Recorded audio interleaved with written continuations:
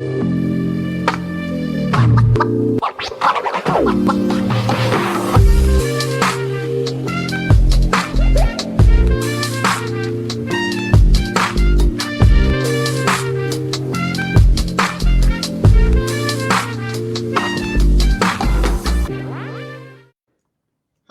welcome to Book Talk. I'm your host, Anthony Moirore.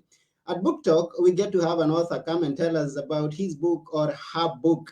And today we have an interesting author who is coming with a series, not just one book. We are talking about Death in the Park, and we're going to get to that. But before then, we have a surprise for you today because we have a co author with us.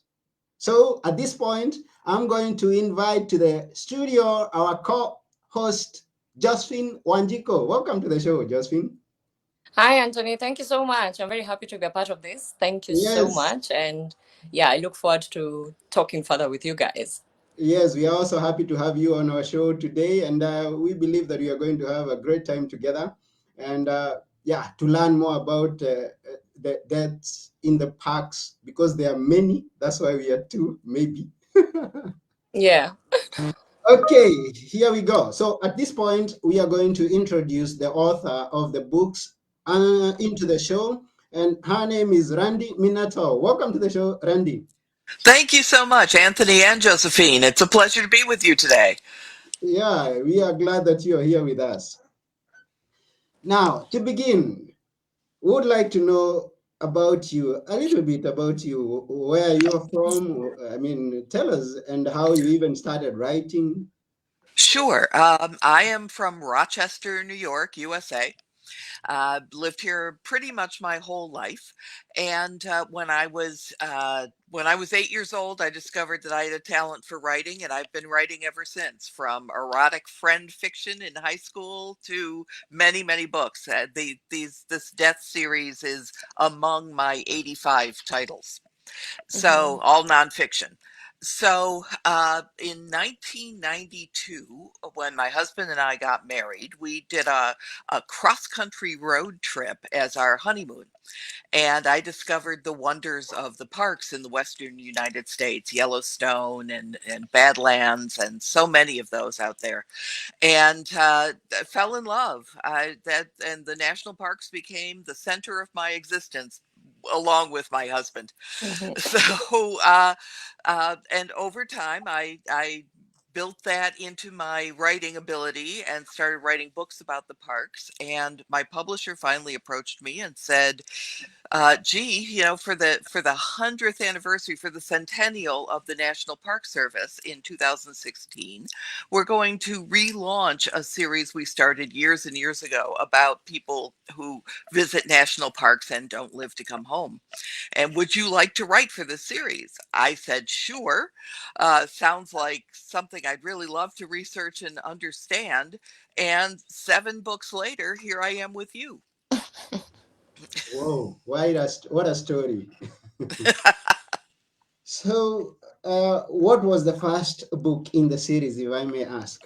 The first one that I wrote was Death in Glacier National Park, Hmm. and Glacier, for those who don't know, is in northwestern Montana. It's way up in the top northwest corner of Montana, right on the border with Canada. And it's a stunningly beautiful place, but very treacherous, because people go there having no idea that when they're standing on the edge of McDonald Creek, that McDonald Creek is a rushing river the size of the Thames. So they're really looking at something they haven't seen before, and it's filled with glacial meltwater. So the number one cause of death in Glacier National Park is drowning, from Mhm. people just thinking they can rock hop across the park or across the creek, and they end up getting washed right over and then over a waterfall. Hmm. Mm. So that's one of the many things that can happen to you in Glacier National Park. Avalanches from people trying to climb mountains in the dead of winter. all kinds of other kinds of falls and mishaps on mountains. The mountains there are as much as 11,000 feet high, so Mhm. it's pretty scary stuff.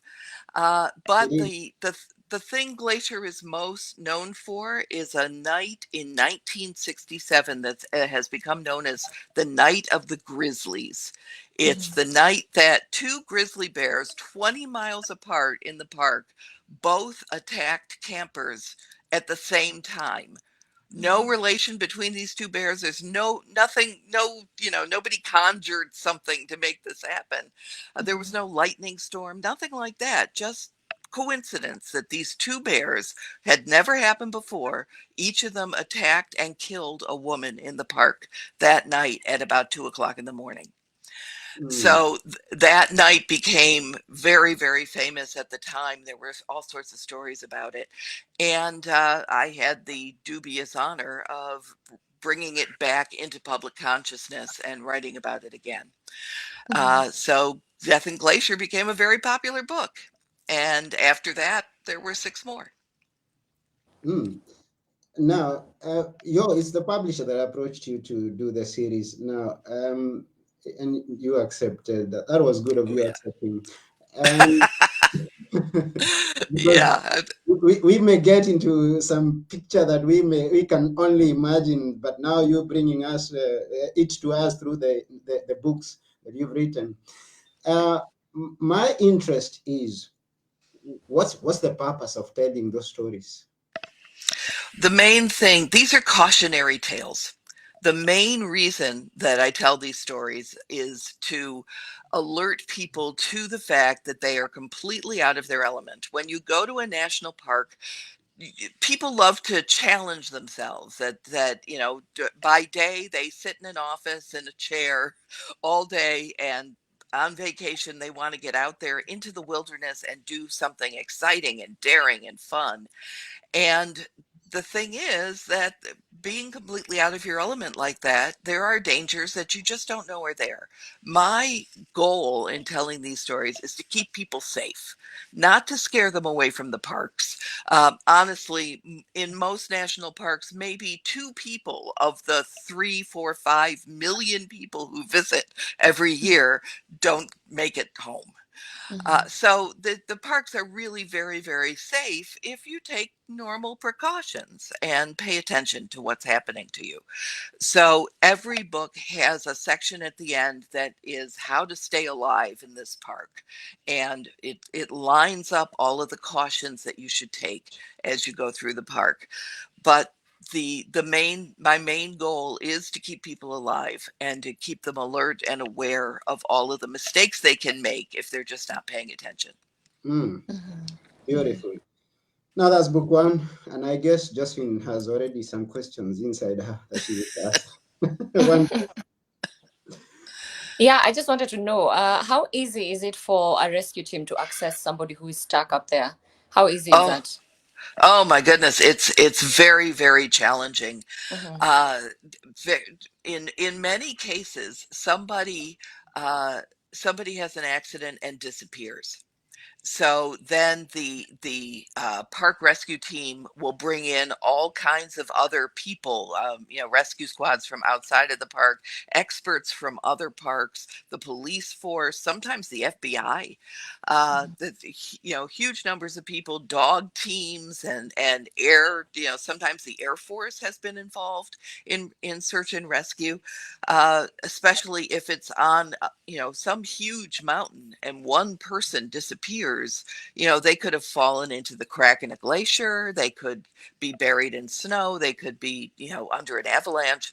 Mhm. It's very, very difficult just to find them to start, Mhm. and then to get them off of that mountain, or out of the crevice or wherever it is they are, is not a simple thing. Just because a rescue team has arrived and has found you doesn't mean they're going to get you out. So that's the other scary thing. There's one story in particular in Glacier about a man who fell into a crevice in a glacier, dropped about 30 feet, and he wasn't hurt in the fall, but being stuck in there between two blocks of ice for hours at a time, by the time they finally got him out, he had died of exposure. Mm. So these are the kinds of things, the kinds of complications that people encounter. And the rescues, many rescues are very successful. Many people do get rescued off a mountain, to with tremendous effort and expense expended to do that. But some just it's just not possible. Okay. Hmm. And I Okay. like the fact that, thank you, Jay, for asking such a good question. I like the fact that Randy tells us about, you explained about the rescue mission. Because I was wondering in my mind, in your books, do you cover from the, do you tell it in a story form, like from when they were entering the park and the accident, whatever happens, or the attack happens? And then you tell all through until the end, the rescue or the failure of it, and we get a clearer picture of the whole thing. That's exactly what I do. Yes. I Mm. try to find out everything I can about that accident. Sometimes there are detailed stories to tell about the people themselves and why they are there. Some of them, by the way, are expert climbers, particularly in Zion National Park, which was my second in the series. Uh, the people there are they come with tremendous amounts of gear, and they know how to climb a sheer rock face. So Mhm. there's really no reason that they should think for one moment that they're going to get hurt. They Mhm. know exactly what they're doing, and then a knot comes undone and they slip right off the end of their rope, or a rock falls from above and hits them in the head, and the next thing they know, they're dangling there, and there's no way to reach them. Those kinds of stories are, excuse me, Sorry. those kinds of stories are really heart wrenching. Mm. That there are people in those kinds of situations. But to get back to your question, there are detailed stories to tell about a lot of these people, and in some cases, I have looked specifically for the good stories, because good stories make good reading, for one, Mhm. but also so that you can see exactly how that person got themselves into trouble, and then what it took to get them out of trouble, in hopes that some people will think twice and realize that if they make a stupid mistake, or just something bad happens to them, that it will be so expensive and risk so many other lives to get them out of that situation. So I try to make that very clear as well. Mm. Mhm. So you said the second park is which park? Zion National Park, Ah, which is in Zion. Uh-huh. Zion, yes, it's in Okay. southwestern Utah. It's a red Mm-hmm. rock park. It's a Okay. part. It's stunningly beautiful sandstone and granite, all in shades of red and orange. Many millions of years old. A gorgeous place, and the great thing about Zion is you go in at the bottom of the canyon. If you go to Grand Canyon National Park, you're standing at the top of the canyon looking down. In Zion, you go in at the bottom and you're looking up at these 2,000-foot sandstone cliffs, and it's gorgeous, and it feels like a big vermilion hug. Just a beautiful, beautiful place. And people want to climb these sandstone cliffs. The people also can wade up a very shallow river called the Virgin River, that has cut this spectacular canyon through what is now the park, with what they call slot canyons, where the canyon is very, very thin and the walls are like sculpted around it. It's gorgeous. So you can hike these things. You can go canyoneering and go down into these canyons and see stunningly beautiful things.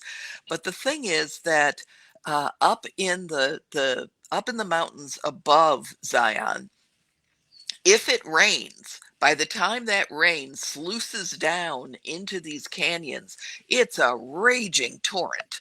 And the canyons fill up with water in like a minute and a half. And people who are hiking there, if they don't know that there's a flash flood coming at them, they can drown in a minute. Mhm. So this is the big thing that happens in Zion. So And there's just like in Glacier National Park in Zion too, the main cause of death could be drowning. Mhm. yes, exactly. Yeah, Um, it's amazing. They're in what is essentially desert, that the main reason people die is drowning. mm, Yeah, it's kind of you wouldn't expect that in a desert area. Right, exactly. It's a, Yeah. and that's exactly it. That you get into this park, and the last thing you think that's going to happen is that you're going to find yourself in 12 feet of water. Mhm. So, so Mhm. this book in particular tells that story.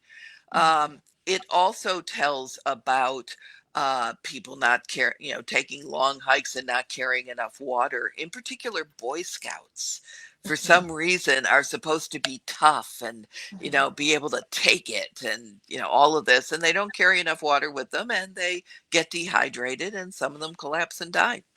Okay. So there are all kinds of things that can happen to you. ah, yeah.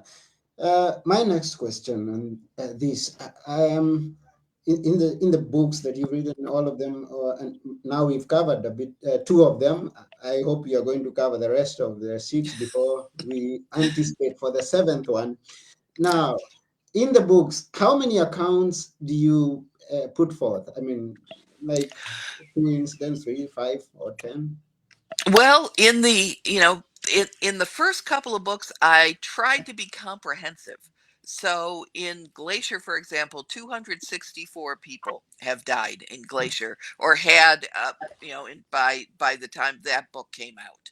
So they are all listed in the book.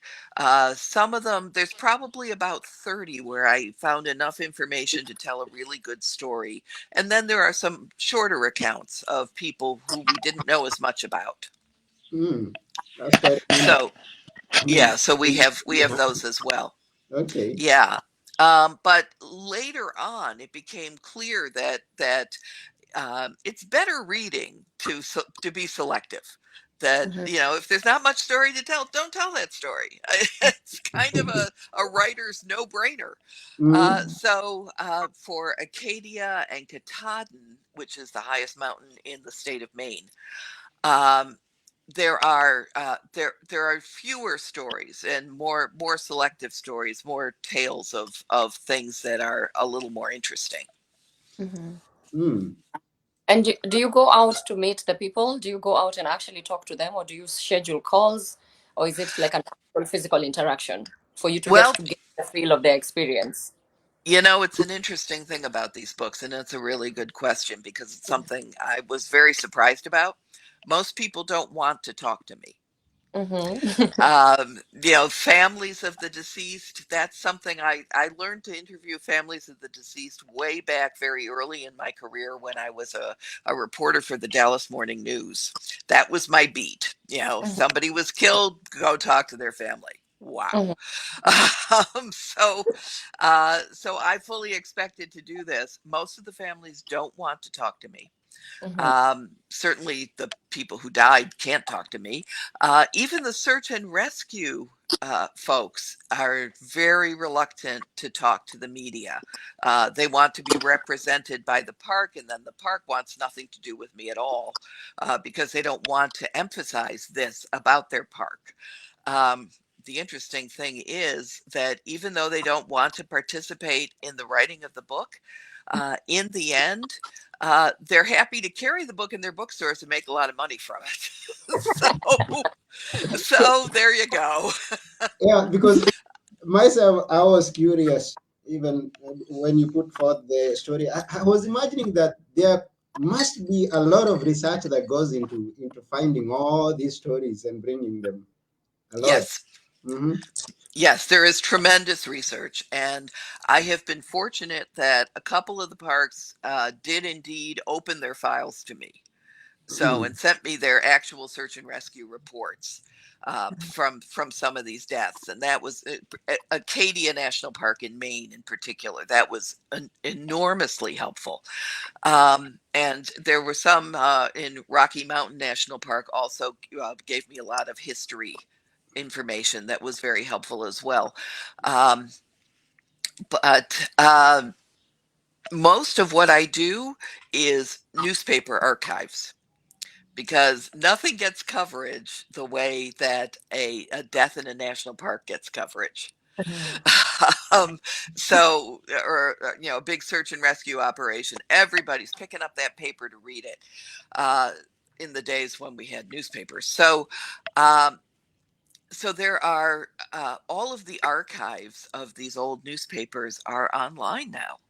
So I am able to search on a person's name and pull up their entire story, even if it was 100 years ago.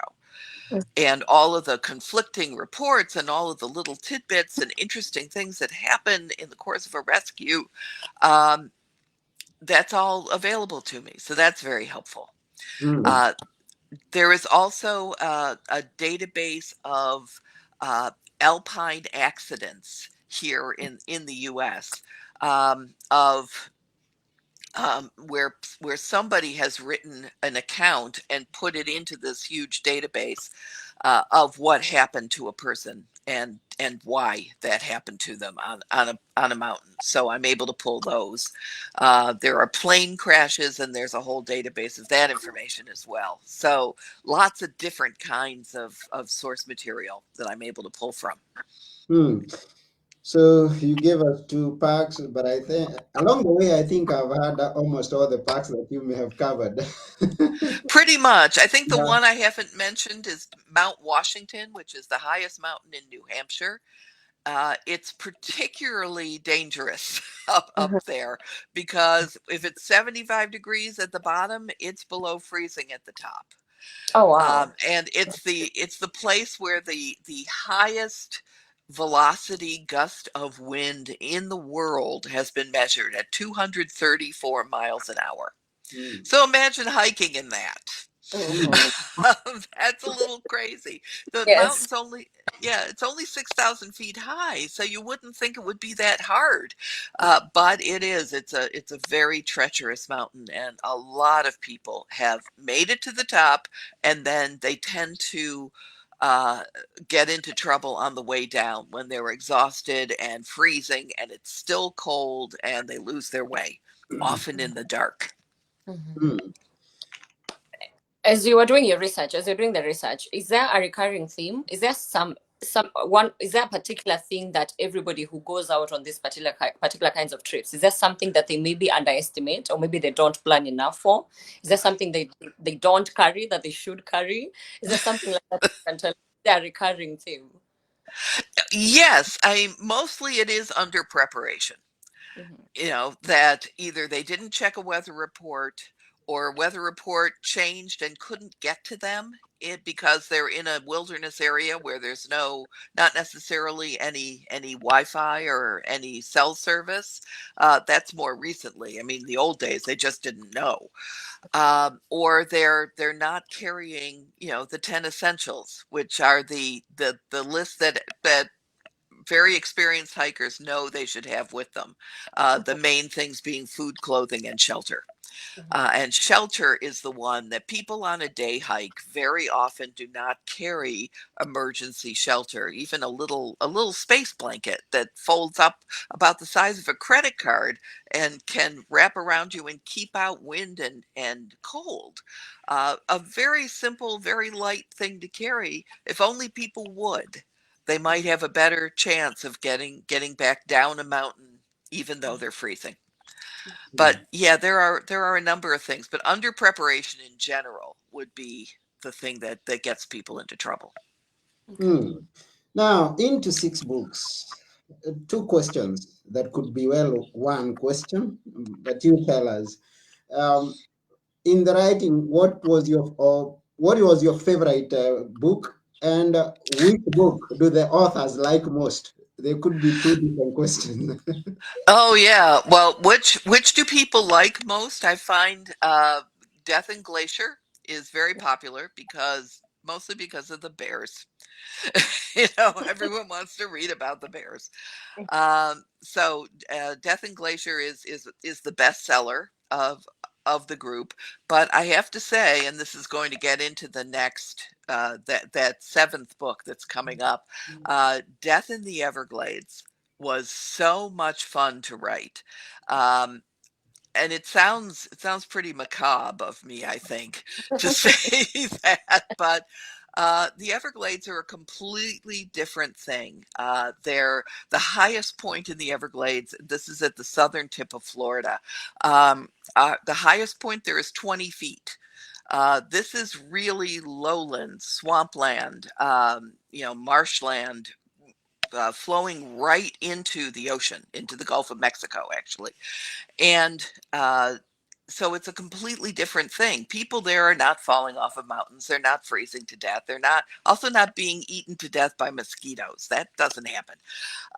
But the Everglades are one of the top 5 body dump sites in the United States. This is where, if somebody wants to hide a body after they've murdered somebody, this is where they go.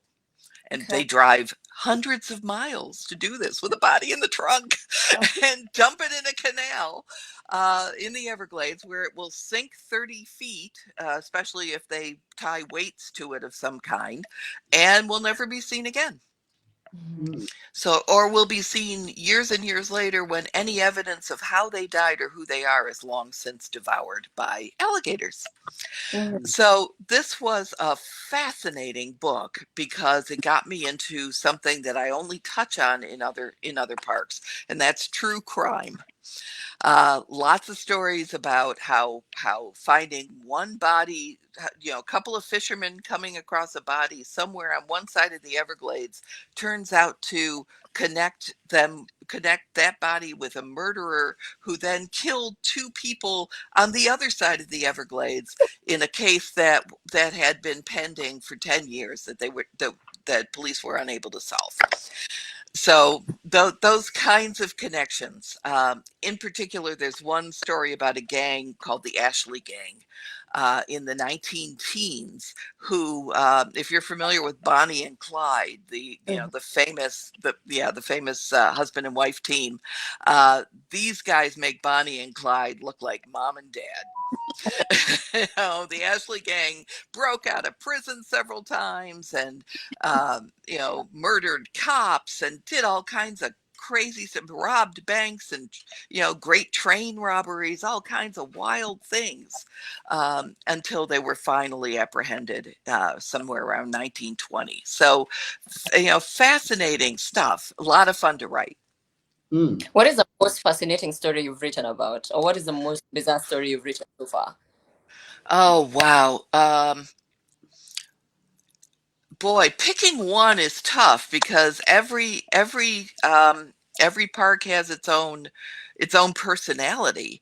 But one of the ones that I found most interesting was actually a lightning strike up in Katahdin, which is in Baxter State Park at the northern tip of Maine, and it was about a young couple just married, hiked into the base of Mount Katahdin that they were going to climb the next day. The campsite there was full. There was a big Boy Scout camporee going on. So the campsite was full of about 60 people, but they were allowed to camp at the base of a tree. Never camp at the base of a tree. Just Mhm. never do that. That night, huge lightning storm and pouring rain.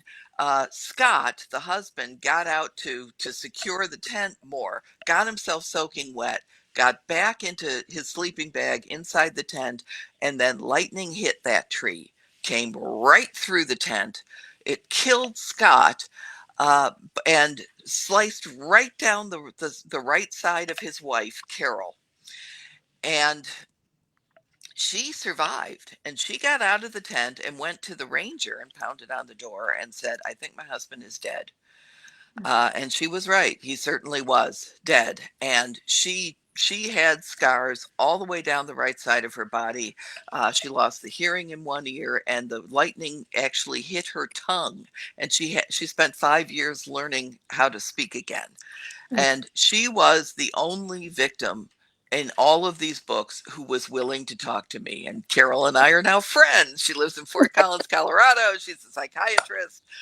She had a very good life after that, with many friends and a lot of success.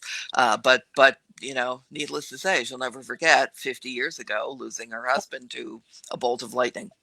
Yeah. So these are the kinds of stories that come to the surface, that people don't ever hear about, and that's very interesting. Mm. Where can we get which book contains Sarah's story? Which Uh, book in the series? is this story? That was Death on Katahdin. Hmm. Katahdin is Katahdin, for those who need to know. Okay. Yeah. Great. Now it must be a great experience, and giving the encounters of all those stories that you've given. Now, at this point, I would ask, where can one find the books if someone would search for the books and want to read them? Sure. They're all on Amazon. Hmm. You can find them really in any online bookstore. Okay. And some of them are also, I've noticed that some of them have appeared in libraries all over the world as well, which is always gratifying. I appreciate that. Mhm. Two of them, Death in Glacier and Death in Acadia, are both also audiobooks. So if you're driving to one of the parks and you want to listen to something along the way, they're a lot of fun to listen to in the car. Mm. Hmm. Okay. Wonderful. But and you also have a website, if I remember well. Oh So yes, of course, of course. You can also buy them from me directly. That my website is Minetor.com. That's Minetor. mm, So you can find them there as well, and you can buy them directly from me. And if you send me a little note, I will sign them for you. wonderful.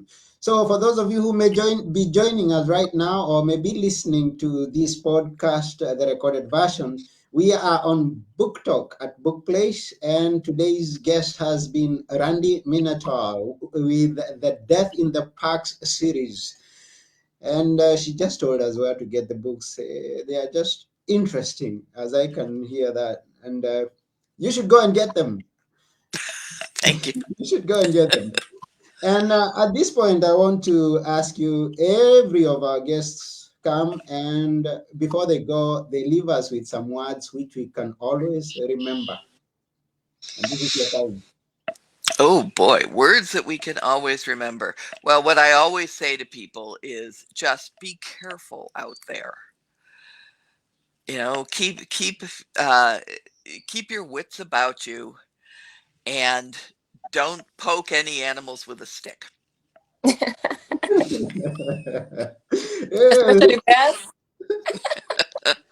Mm. So don't poke the animals with a stick. Yeah.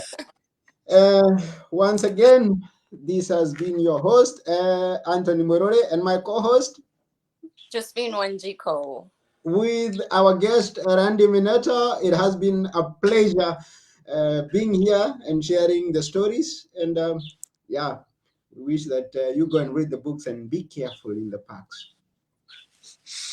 Mm. And that's it for now. Thank you very much.